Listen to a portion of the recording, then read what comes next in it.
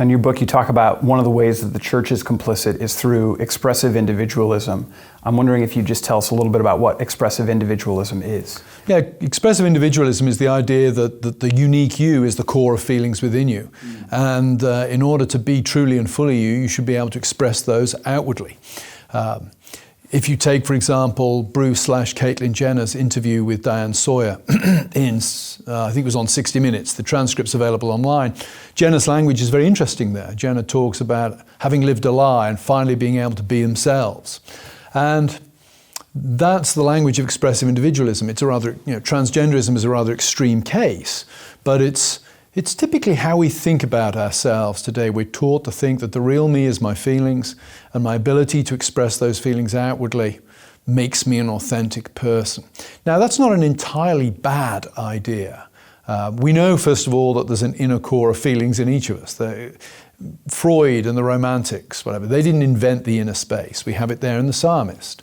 The Psalms contain a lot of reflection on inner life. Nor is being outwardly consistent with our inner feelings necessarily a bad thing. We have words like hypocrite and two-faced to capture those who are not. Having said that, we also understand the value of self-restraint. You might want to punch that person in the face for what they've said, but you should restrain yourself from doing so.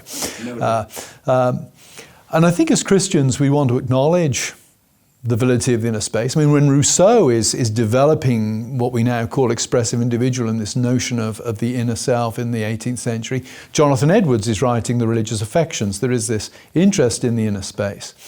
So I think when Christians think about modern expressive individualism, I think first of all we need to acknowledge what it gets right, that there is an inner space, an inner core to each person, that the things we love, the things we desire, the things that make us angry, etc., these are important to who we are.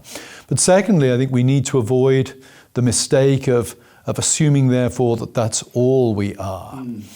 If you look at, say, Augustine's Confessions, or indeed at the Psalms, the typical approach in the Psalms and Augustine's Confessions is there is an exploration of that inner space, but it's always an exploration that is ultimately rooted in looking outwards to God. So the inner space is ultimately interpreted in terms of a reality greater than the individual.